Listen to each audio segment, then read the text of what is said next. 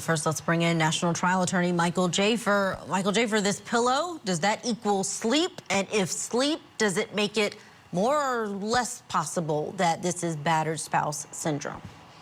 Way less possible that this is battered wife spouse syndrome. When we were in law school and we were learning about all the possible defenses that people could have when they, when, hey, it's not a whodunit, I murdered the person, but was there a justification? Self-defense is the easiest one, but battered wife syndrome was one of them. And here's how law professors would explain it so the public can see.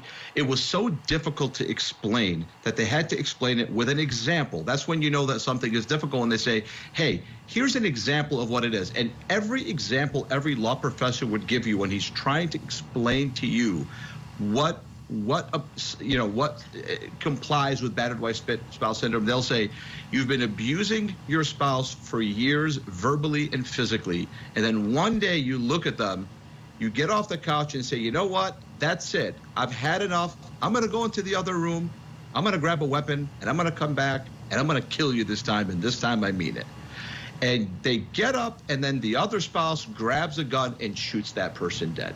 That's the example they give you. If a person is laying down on a couch and is asleep, and you're actually a law enforcement officer, and we know that she was wearing part of her vest at the time of the incident, you premeditated this.